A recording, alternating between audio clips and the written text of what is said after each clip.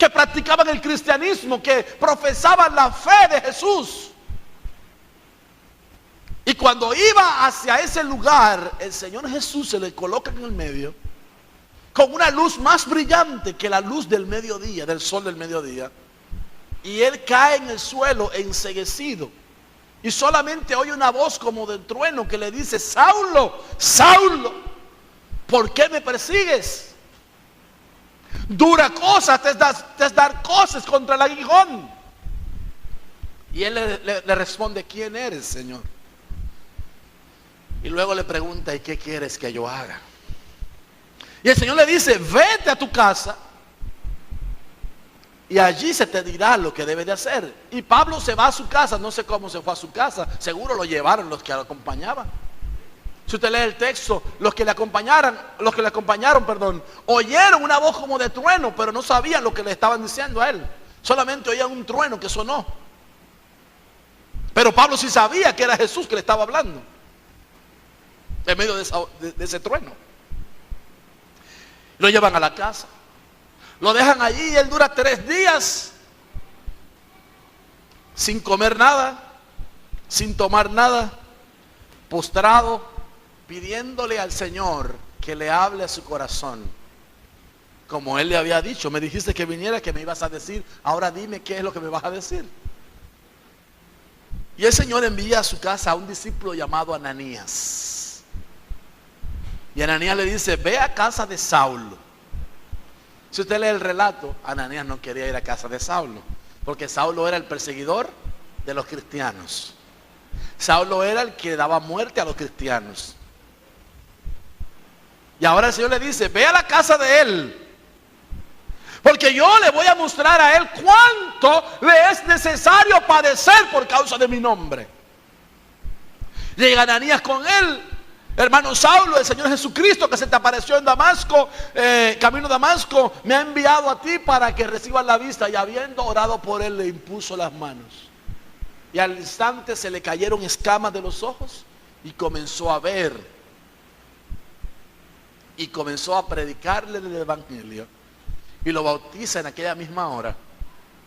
Y entonces ahora Pablo se convierte en un seguidor de Jesús. El que antes perseguía a Jesús, el que antes había rechazado la luz, ahora se introduce en el camino de la luz. Ahora está siguiendo a Jesús y el Señor lo lleva aparte a un desierto donde comienza a revelársele. Y es por ello Pablo el que escribe casi todas las cartas del Nuevo Testamento, son escrituras de él. 12 cartas del Nuevo Testamento son escrituras del apóstol Pablo. Y la carta primera a los Corintios es una de esas 12. Y él dice ahí en ese capítulo que si Cristo no resucitó, y él sabía que había resucitado porque se le había aparecido a él. Si Cristo no resucitó, entonces nuestra fe es vana. La predicación es vana. Y la palabra vana significa vacía, irreal o sin provecho. Hay un tipo de fe que es vana. Es la fe que está puesta en aquello que no es real, en aquello que no te da ningún provecho, en aquello que no te sirve para nada, como la fe que yo tenía cuando era un niño, la que me enseñaron mis padres. La mayoría de nosotros crecimos en la religión popular. Fuimos enseñados. Y en nuestras casas, en la mayoría había de toda clase de figuras. En mi casa había todo un altar de todo el tamaño, con toda clase de figuras ahí increíbles. Fui dedicado a una deidad de pobreza, a San Martín de Porres. Por eso mi nombre es José Martín de Porres. Esa dedicación me llevó a mí a no prosperar económicamente, a durar un año entero trabajando en 2 instituciones públicas sin percibir un solo centavo. Eso, humanamente hablando, usted no se lo puede explicar a nadie. ¿Cómo es que usted consigue un trabajo y que no le pagan? Y dura un año trabajando y no le pagan. Eso humanamente no se puede. Hasta que apareció el Cristo de la gloria.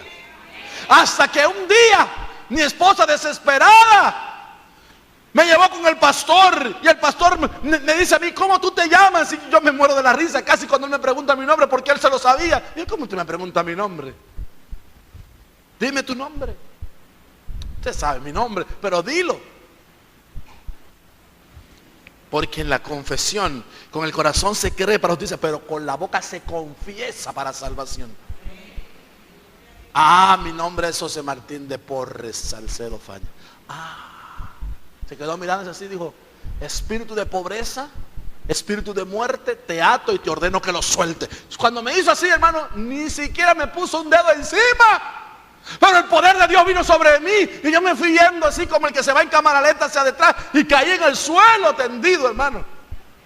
No me golpeé, no me dolió, no me hice absolutamente nada. Lo único que recuerdo es que yo estaba en el suelo allí, y él oraba por mí, desde el lugar donde él estaba, oraba por mí, me señalaba y reprendía esas entidades. Le decían que ya no tenían parte ni suerte, que la sangre del nuevo pacto que había sido derramada sobre mí rompía todo pacto antiguo y anulaba toda maldición sobre mi vida. Y cuando él dijo eso, vino libertad a mi vida. Aleluya.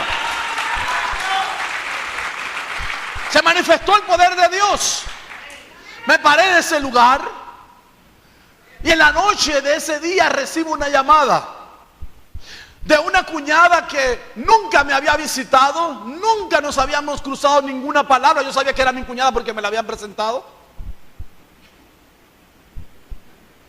Y llama a mi casa y le dice a mi esposa, yo sé que tu esposo está pasando por una situación económica en el Seguro Social donde yo trabajaba en ese momento. Yo tengo un amigo que trabaja ahí. Dile que busque a fulano de tal, que vaya directamente a él mañana, que yo le voy a hablar esta noche. Y yo voy al día siguiente y voy buscando al doctor fulano de tal. Y él me dice, sí, soy yo. Dice, tú eres que viene de parte de fulanita. Dice, claro. Espéreme aquí un momentito, doctor. Me manda a sentar y yo me siento. Y él va a durar un rato, y al rato aparece él con mis 6 cheques de esa institución. Me dice, tenga, doctor, eso se lo ha ganado usted. Y me desata de buenas a primeras mis 6 cheques que habían tenido ellos retenidos. El de la otra institución se perdió. La otra institución, ahí no se podía ir a reclamar nada. Pero eso se quedó detrás perdido. Pero esos 6 los recuperé por la gracia y la misericordia de Dios. Yo te estoy hablando de un Cristo vivo, de una fe real, de una fe que me indica a mí que Jesucristo todavía opera milagros y maravillas. Cuando yo vi nacer a mi hija sin vida, sin hálito de vida, que yo la veo que la sacan y no respira, no llora, no hace nada de lo que hace un bebé cuando lo sacan del útero. Y la enfermera lo lleva en la mano y yo sigo detrás de ella. Y ella lo lleva a una camilla y coloca el cuerpo de mi hija ahí. Y yo lo veo inerte, sin vida, sin respiración, sin nada. Yo le digo, deme un permiso, por favor, a la enfermera. Y la quito del momento que estaba ahí. Porque hermanos, el pediatra no llegó a la cesárea. El diablo se levantó para que esa hija mía no naciera. El diablo quería enseñorearse de ella. Atacó a mi esposa durante todo el embarazo, hermano. Amenaza de aborto, amenaza de parto prematuro, amenaza de parto inmaduro, amenaza todo el tiempo, amenaza. Y cuando nace sin vida. Y cuando la tiene ahí acostada, yo le digo, deme un permiso, por favor, a la enfermera. Y me coloco delante de ella y pongo mi mano derecha sobre su pecho. Y digo, Señor Jesús, tú eres el autor de la vida.